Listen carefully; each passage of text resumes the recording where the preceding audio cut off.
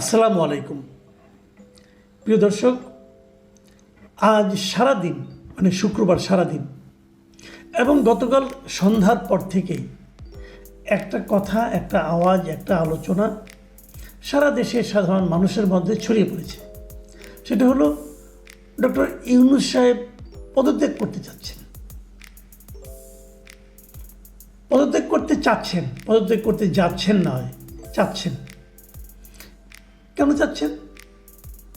যে উনি বিরক্ত হয়ে যাচ্ছেন, উনি হতাশ হয়ে যাচ্ছেন, উনি ভাবছেন যে ওনাকে সবাই পর্যাপ্ত পরিমাণ সহযোগিতা করছে না। যেহেতু সহযোগিতা করছে না, তাহলে উনি কাজ করবেন কীভাবে? উনি কাজ করতে চান, এই হলো বেসিক কথা।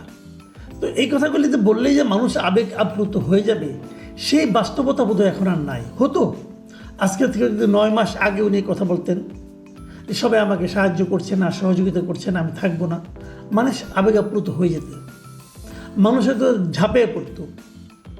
দেখুন, একটা জিনিস আমি এই প্রসঙ্গটা বলি যে এই কথা উনি যে পদত্যাগ করতে চাচ্ছেন অথবা পদত্যাগ করতে আগ্রহ প্রকাশ করেছেন, বিরক্তি প্রকাশ করেছেন, এই বিষয়গুলো কালকে সন্ধ্যার পর থেকে আমাদের কাছে আসলো কিভাবে?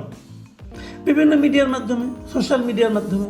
কিন্তু এই নিউজটার, এই ইনফরমেশনটার প্রধান এবং প্রথম সূত্রকে, প্রথম সূত্র হচ্ছে মিস্টার নাহিদ ইসলাম। উনি একসময় ইউনূস সাহেবের ক্যাবিনেটের মেম্বার ছিলেন। উনি বৈষম্যবিরোধী ছাত্র আন্দোলনের একজন নেতা ছিলেন এবং পরবর্তী সময়ে উনি এনসিপি নামক যে পার্টিটা গঠিত হয়েছে, যেটাকে অনেকে কিংস পার্টি বলেন, সেই এনসিপির বর্তমানে প্রধান ব্যক্তি উনি প্রধান মুখ।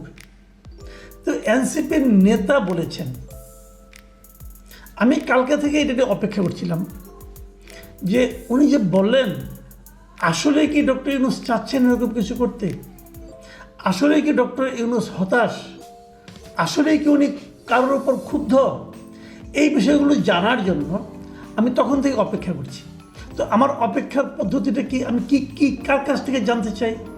দেখুন, ডক্টর ইউনূস সাহেবের একটা প্রেস উইং আছে। আমার জানা মতে এত বিশাল আয়তনের প্রেস উইং বাংলাদেশের আর আগের কোনো সরকার প্রধানের ছিল না। অনেকগুলি লোক এখানে আছে, press secretary, deputy press secretary, assistant press secretary, এরকম অনেক পদ, এবং সবাই যার যার মতো শার্প। এবং প্রেস সেক্রেটারি তো বিশাল ব্যক্তিত্ব, এবং উনি তো মানে এতটা দায়িত্ব নিয়ে কথা বলেন যে অনেক সময় উপদেষ্টার মতো বলার সাহস পান না, উনি সেটা বলে ফেলেন। ম্যান্ডেট নিয়ে অনেক কিছু বলে ফেলেছেন, ওনার কথা তো আর বলাই বাহুল্য। ওনাকে সবাই চিনে, এতটাই চিনে যে একজন ওনার সঙ্গে ইন্টারভিউ নেওয়ার সময় কেউ প্রশ্ন করতে এমনও বলেছিলেন যে ওনার ভাবসাব দেখে মনে হয় দেশটা উনি এবং ডক্টর ইউনূসই চালাচ্ছেন, আর কেউ না। যা হোক, সেটা অন্য প্রসঙ্গ। তো আমি আশা করেছিলাম যে এদের কাছ থেকে কোনো একটা রিয়াকশন আমি পাই কিনা, এরা কেউ বলে কিনা যে ডক্টর ইউনূস পদত্যাগ করতে চাচ্ছেন। আনফর্চুনেটলি এখন পর্যন্ত পাইনি। তারা কেউ বলেননি কিছু। কে বলেছেন? নাহিদ ইসলাম। কেন নাহিদ ইসলাম? কেন? নাহিদ ইসলাম কি সরকারের মুখপাত্র? তা তো নয়। নাহিদ ইসলাম কি ডক্টর ইউনূসের মুখপাত্র? তাও তো নয়। আচ্ছা, নাহিদ ইসলামকে যে ডক্টর ইউনূস এই কথাগুলি বলেছেন, তার কোনো সাক্ষী আছে? ওখানে কি আর কেউ সাক্ষী দিয়েছে? দেয়নি। তাহলে আমরা কী করে জানলাম? নাহিদ ইসলাম বলেছেন বলে জানলাম। এমনও তো হতে পারে নাহিদ ইসলামের কাছে মনে হয়েছে, হয়তো ডক্টর ইউনূস কিছুই বলেননি। নাহিদ ইসলাম ভেবেছেন এভাবে বললে, নাহিদ ইসলাম কিন্তু একটা রাজনৈতিক দলের প্রধান, হয়তো নাহিদ ইসলাম ভেবেছেন এভাবে বাইরে এসে মিডিয়াকে বললে হয়তো তাদের রাজনৈতিক কোনো লাভ হতে পারে। হতে পারে না কি? হতে পারে। তাহলে আসলে কি হয়েছে আমি জানি না। আচ্ছা, আরেকটা কথা বলি। এই কথাগুলো নাহিদ ইসলাম কবে প্রকাশ করলেন? বৃহস্পতিবার দিন রাতে। বৃহস্পতিবারের পরের দিন কি? শুক্রবার। আমাদের এখানে শুক্রবার দিন এই বাইতুল মোকাররম, গুলিস্তান এলাকা, বঙ্গবন্ধু এভিনিউ, এমনকি শাহবাগ পর্যন্ত লোকজন জড়ো করা খুব সহজ কাজ। ছুটির দিন থাকে, অনেকেই জুমা নামাজ পড়তে আসেন। তারা তো আধা ঘন্টার জন্য এখানে বাড়তি সময়, 1 ঘন্টার জন্য বাড়তি সময় দিতেও পারেন। এই জন্য দেখবেন কিছু কিছু পলিটিক্যাল পার্টি আছে, তারা সমস্ত আন্দোলনের ঘোষণা শুক্রবারকে কেন্দ্র করে দেয়। তাহলে অনেকে কি ভেবেছিল যে আমি বৃহস্পতিবার দিন বলবো, শুক্রবার দিন ছুটির দিন আছে, সারা দেশের লোক গাজীপুর, নারায়ণগঞ্জ, নরসিংদী অথবা মানিকগঞ্জ, মুন্সিগঞ্জ থেকে গাড়ি ভর্তি করে লোক সব চলে আসবে শাহবাগে, এসে তারা বলবে না ইউনূস তুমি যেও না, তুমি যেও না, এগুলো বলবে। এরকম ভেবেছিলেন কেউ? যদি ভেবে থাকেন, সেরকম ভাবনার কোনো বাস্তবায়ন দেখা যায়নি। কেন দেখা যায়নি?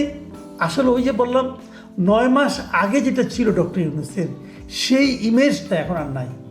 9 মাস আগে দেশের মানুষ তার উপর যতটা ভরসা করেছিল, সেই ভরসাটা এখন আর এদেশের মানুষ ওনার উপর খুঁজে পাচ্ছে না। কাজে যদি আমি ধরি যে উনি এক ধরনের সিম্প্যাথি সিক করেছিলেন, মানে মানুষের সহানুভূতি লাভের জন্য এই ধরনের কথাটা ছড়ানো হয়েছে, তাহলে বলবো সেটা একেবারেই মাঠে মারা গিয়েছে। এবং মাঠে মারা যে যাবে, এই বাস্তবতাটা পর্যন্ত উপলব্ধি করার, বোঝার মতো সক্ষমতা ওনাদের নাই।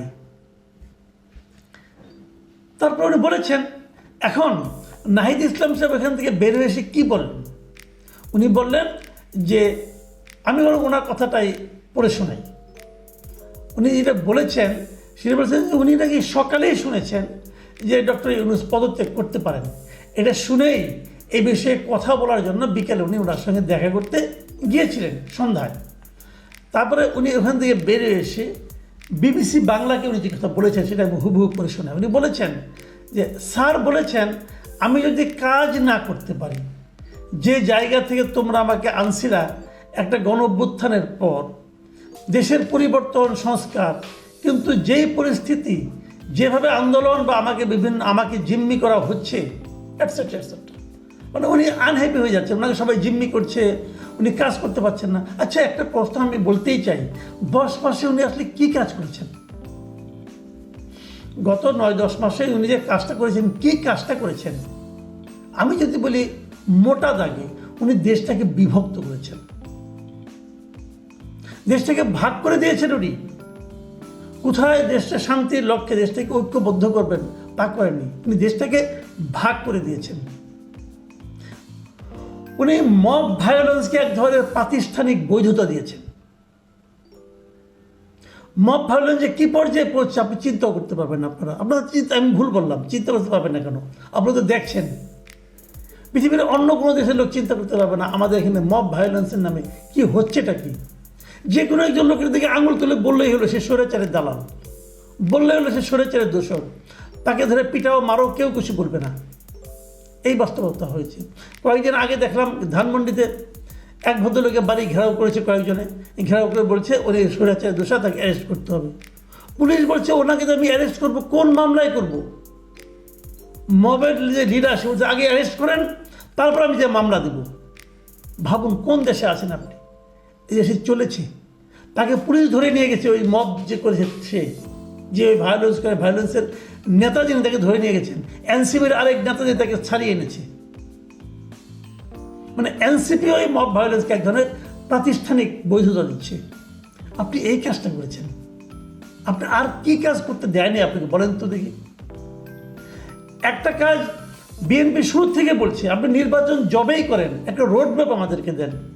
আপনি এখনও রোড ম্যাপটা দিতে পারেন নাই। কেন দিতে পারেন নাই? কোনো লজিক নেই আপনার। আপনি এত কিছু করবেন, এত কাজ দেখাবেন, একটা নির্বাচনের রোড ম্যাপ দিতে পারেন না আপনি।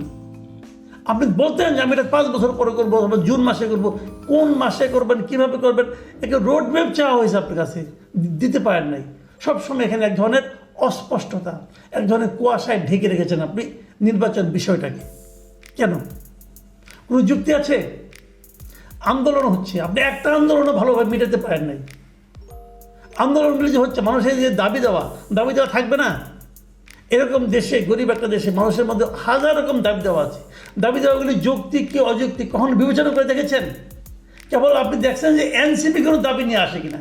এনসিপি দাবি নিয়ে আসলে সেগুলো সব বাস্তবায়ন হয়ে যাচ্ছে। এনসিপি ছাড়া আর কারো দাবিগুলো বাস্তবায়ন হচ্ছে না। এই যে এখন যখন আমি কথা বলছি, এখনও তো শহীদ মিনারে দেখলাম পল্লী বিদ্যুতের কয়েক হাজার লোক গত 3 দিন ধরে বসে আছে। আপনি জিজ্ঞাসা করেছেন তারা কেন বসে আছে? ওই যে কয়েক হাজার ফ্যামিলি, তাদের দাবির কোনো যৌক্তিকতা আছে কিনা আপনি একবার বিচার করে দেখেছেন? দেখেননি। বিচার করার জন্য কোনো কমিটি করে দিয়েছেন? দেননি। আপনারা অপেক্ষা করছেন যে কবে তারা ওখান থেকে মিছিল করে যমুনার দিকে আসে। তারা কিন্তু আপনি কিছু করবেন না। যমুনার সামনে না আসলে আপনি হয় না। এই যে এতগুলি লোক মারা গেছে শহীদ, তাদের এখনো যাদের দেওয়ার প্রতিশ্রুতি দিতে পেরেছেন? পারেন নাই। এই যে এতগুলি লোক আহত হয়েছে, কয়েক হাজার লোক আহত হয়েছে, সবার সুচিকিৎসা করতে পেরেছেন? না, তাও পারেননি। আপনি কাজ করতে পারছেন না বলে হাহুতাশ করছেন, হুমকি দিচ্ছেন আমি পদত্যাগ করব।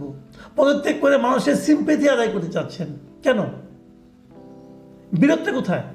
আপনার সঙ্গে বিরোধ হয়েছে বিএনপির সঙ্গে, বিরোধ হয়েছে কিছুটা আরবির সঙ্গে। বিএনপি যা বলেছে সেটা আপনি বাস্তবায়ন করতে চাচ্ছেন না, অথবা পারছেন না, অথবা আপনার ইচ্ছার বাইরে গেছে। ইশরাক একজন লোক একই কাজ করেছে। চট্টগ্রামের সিটি কর্পোরেশন ডাক্তার শাহাদাতকে আপনার শপথ করিয়েছেন, সেই একইভাবে ইশরাক আদালতে রায় নিয়ে এসেছে, তাকে আপনি শপথ করতে দিচ্ছেন না। আপনার এক উপদেষ্টা তাকে শপথ করতে দেবে না। তার ব্যক্তিগত জেদ এই কারণে কাজ করছে, জেদ এবং অনভিজ্ঞতা আমি বলবো। আপনি সেটাকে সাপোর্ট করে বসে আছেন। আর্মির সেনাপ্রধান তার ঊর্ধ্বতনদের নিয়ে একটা মিটিং করেছেন। সেই মিটিংয়ে তারা কী কী দাবি করেছেন, যে কথাগুলি বলেছেন, সেটা মধ্যে মন্দ কথাটা কোনটা? সে কথা তো আমি মনে করি জনগণের ইচ্ছার প্রতিফলন ঘটেছে। উনি বলেছেন মোটা দাগে কয়েকটা কথা। একটা কথা হলো যে ওনার করিডোর দেওয়ার বিপক্ষে উনি বলেছেন। অন্যায়টা কী হয়েছে? রাখাইনে করিডোর দেওয়ার পক্ষে কি আপনার ডক্টর খলিল, যার অতীত ইতিহাস নিয়ে নানা রকমের স্ক্যান্ডাল, ভালোভাবে পড়া যায় না, দেখা যায় না, দুর্গন্ধ চলায়, সেই খলিল সাহেবের বক্তব্য নিয়ে আপনি নাচতেছেন। খলিল সাহেবের দেশের প্রতি কোনো মায়া আছে? কিছু না হলে সে দুদিন পরে আবার চলে যাবে বিদেশে। তাকে বানাইছেন জাতীয় নিরাপত্তা উপদেষ্টা, তার জন্য একটা পদ সৃষ্টি করেছেন আপনি। তো এটা নিয়ে আর্মি কথা বলবে না? যদি যুদ্ধ একটা লাগাই দেন, যুদ্ধ তো আর্মিকে করতে হবে, খলিল সাহেব তো যুদ্ধ করবে না। সে তো নিরাপদে ফ্লাইট ধরে আমেরিকা চলে যাবে তার ফ্যামিলির কাছে। তো হলোটা কি? আর্মি আর কি আপত্তি করেছে? আর্মি আপত্তি করছে মব ভায়োলেন্স দিয়ে। তো মব ভায়োলেন্স নিয়ে আপনি থামান না, মব ভায়োলেন্স তারা আপত্তি করতে পারে না। অন্যায়টা কি? আর বলেছে যে ডিসেম্বরের মধ্যে নির্বাচন চেয়েছে। এটা বিএনপিও চেয়েছে। বিএনপি চেয়েছে ডিসেম্বরের মধ্যে নির্বাচন দিতে হবে। এবং বিএনপি এই ইশরাক কাণ্ডকে কেন্দ্র করে যে সমস্ত অপকর্ম হয়েছে তার একটা প্রতিবাদ করে বলেছে যে আপনার দুইজন উপদেষ্টা, ছাত্র উপদেষ্টা, তাদের পদত্যাগ চেয়েছে। এটাকে রাজনৈতিক দাবি, মানা না মানা আপনার ব্যাপার। এবং এই ধরনের দাবি করলে আপনাকে পদত্যাগ করতে হবে, পদত্যাগের নাটক করতে হবে। আমরা জানি আপনি পদত্যাগ করবেন না, এই নাটকটাই করবেন। আমার কেন যেন মনে হয় বাস্তবতা এখন যে মুহূর্তে এসে দাঁড়িয়েছে, যে অবস্থায় এসে দাঁড়িয়েছে, এই উপদেষ্টা মণ্ডলী, এই ক্যাবিনেট রিসাফল ছাড়া করা আর কোনো উপায় নাই। এদের উপর সাধারণ মানুষের কোনো আস্থা আছে এটা আমি মনে করি না। ডক্টর ইউনূস থাকতে পারবেন হয়তোবা যদি ওনার সঙ্গে যাদের সঙ্গে আছেন, যারা ওনাকে ঘিরে রেখেছেন, যাদের মধ্যে অনেকেই এরই মধ্যে দুর্নীতির জড়িয়ে পড়েছেন, তাদেরকে সরাতে হবে। ফ্রেশ অ্যান্ড এফিশিয়েন্ট লোকজনকে দিয়ে আপনার ক্যাবিনেটকে রিসাফল করতে হবে, পুনর্গঠন করতে হবে, তা না হলে হবে না। এবং পুনর্গঠিত ক্যাবিনেটে অবশ্যই ছাত্র প্রতিনিধি, এই সমস্ত বাচ্চা কাচ্চা থাকা চলবে না। কেবল তারপরে তাকে নির্বাচনের সুনির্দিষ্ট তারিখ ঘোষণা করতে হবে এবং যে কোনো ধরনের মব ভায়োলেন্স শক্ত হাতে দমন করতে হবে। যদি এগুলো করতে পারেন, কেবল তাহলেই আপনি পদত্যাগ করতে চাইলে সবাই এসে আপনাকে হাতে পায়ে ধরবে না, আপনি থাকেন। মানুষের প্রতি ভালোবাসাটা তৈরি হয় কিসের উপর? ভালোবাসাটা তৈরি হয় তার কাজের উপর। এমন কিছু কাজ করেন, মানুষ আপনাকে আবার ভালোবাসবে। প্রিয় দর্শক, এখন এই পর্যন্তই। আল্লাহ হাফেজ। পলাতক শেখ হাসিনা 1 বছর পরও মাটিতে নামলেন না, জনগণের মুখোমুখি হলেন না, তবে আক্রমণ চালিয়ে গেলেন ভার্চুয়ালি। প্রশ্ন উঠছে, এই কি জননেত্রীর দায়িত্বশীলতা? শেখ হাসিনার ভাষণে ছিল একগুচ্ছ হুমকি, পুরনো অভিযোগ আর বিরোধীদের দোষারোপ। কিন্তু প্রশ্ন হচ্ছে, নির্বাচন নিয়ে কোনো জবাব নেই। ডক্টর ইউনূস, সেনাবাহিনী, গণমাধ্যম সবাইকে একহাত নিলেন, অথচ নিজের দলের ভেতরের দুর্নীতি নিয়ে একটাও কথা বললেন না। তিনি দাবি করলেন দেশ উন্নয়নের পথে, কিন্তু সেই উন্নয়ন কি শুধুই ভার্চুয়াল? যেখানে জনগণ নেই, গণতন্ত্র নেই, ভোট নেই, সেখানে কিসের উন্নয়ন? 1 বছর ধরে দেশের বাইরে থেকে ভার্চুয়াল বক্তৃতা দিলেও তিনি দেশে ফিরছেন না কেন? জনগণের সামনে দাঁড়াতে ভয় পাচ্ছেন কেন? আইন আদালতের মুখোমুখি না হয়ে কেবল হুমকি ধামকি দিলেই কি নেতৃত্ব প্রমাণিত হয়? এটাই কি সেই নেতৃত্ব যার উপর বাংলাদেশ ভরসা রাখবে? বাংলাদেশের ভবিষ্যৎ কি ভার্চুয়াল বক্তৃতায় বন্দী থাকবে, নাকি জনগণ এবার নিজেদের সিদ্ধান্ত নেবে মাঠে নেমে? আপনার মতে শেখ হাসিনার ভার্চুয়াল বক্তব্য কি বাস্তব রাজনৈতিক দায় এড়ানোর চেষ্টা, নাকি কৌশলগত পাল্টা আক্রমণ? তো আজকে এই পর্যন্তই, কিন্তু প্রশ্নগুলো এখানেই শেষ নয়। এই দেশ, এই রাজনীতি, এটা আমাদের সবার। আপনি, আমি, আমরা সবাই মিলে গড়ে তুলব সচেতনতার একটা মঞ্চ। আপনার ভাবনা, আপনার চিন্তা এবং আপনার মতামত আমাদের দরকার। তাই কমেন্টে লিখে জানান এই মুহূর্তে আপনি কি ভাবছেন এবং আপনি কোন দিকে তাকাচ্ছেন। রিপাবলিক অ্যান্ড পলিটিক্স কেবল খবর বা বক্তব্যের জায়গা নয়, এটা একটা ভিন্ন মতের প্ল্যাটফর্ম। এখানে প্রশ্ন করার সাহস আছে, সত্যের পেছনে ছুটে চলার স্পর্ধা আছে। চ্যানেলটি ভালো লাগলে অবশ্যই সাবস্ক্রাইব করে পাশে থাকুন, কারণ একটা ক্লিকেই হতে পারে হাজারো অন্ধকার ভেদ করে আলো খোঁজা শুরু। ফিরছি পরের পর্বে আরও খোলামেলা বিশ্লেষণ নিয়ে। সে পর্যন্ত সবাই ভালো থাকুন, সুস্থ থাকুন। আল্লাহ হাফেজ।